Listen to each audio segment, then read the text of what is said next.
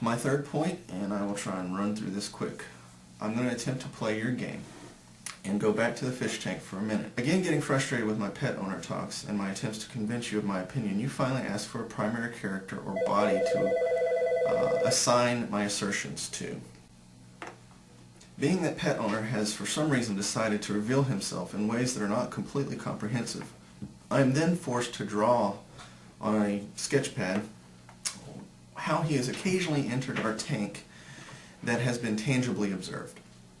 So I then draw you what looks like human fingers, because from time to time pet owner accidentally lets a couple of his digits pierce the water's surface. I also draw you a picture of a food container, one of those little fish tank food containers that are shaken to let the flakes out. I draw you one of these, but it's quite blurry since the water's surface distorts its shape and packaging, and it has never actually pierced the water's surface. I also draw you a fish net, since this is what most often invades our physical world from an outside source.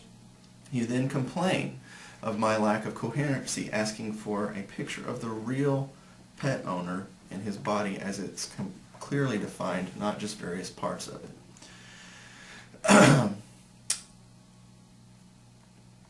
You see, God has manifested himself on earth in accordance with documentation available to me in the Christian narrative and through Scripture.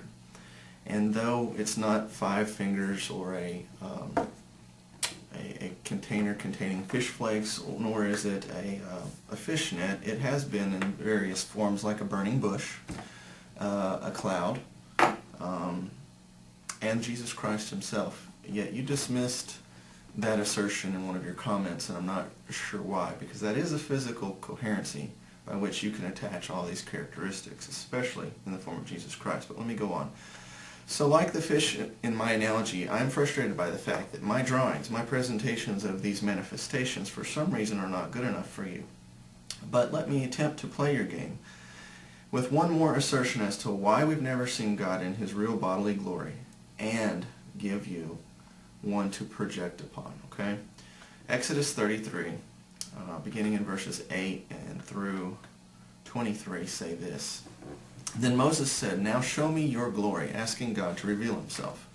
Verse 19, the Lord said, "I will cause all my goodness to pass in front of you, and I will proclaim my name, the Lord, in your presence. I will have mercy on whom I will have mercy, and I will have compassion on whom I will have compassion. But," he said, "you cannot see my face, for no one can see me and live." Verse 21, then the Lord said, "There is a place near me where you can stand on a rock. When my glory passes by, I will put you in a cleft of this rock and cover you with my hand until I have passed by. I will then remove my hand and you will see my back, but my face will not be seen."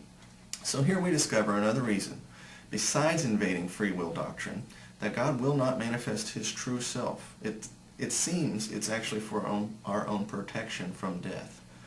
So what does he do instead? Well, in this case, he let Moses gaze upon him in an indirect way that allowed him to still live.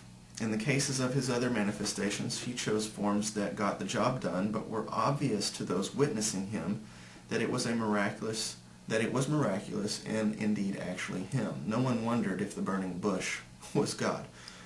Most people did not wonder, especially his 12, whether Jesus Christ was God.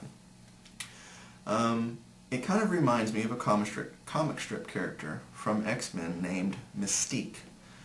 That character, though having her own form, also never manifests, or not usually does she manifest herself as her normal body, but a whole host of other characters, sometimes even choosing to be invisible, blending in with a wall, for instance.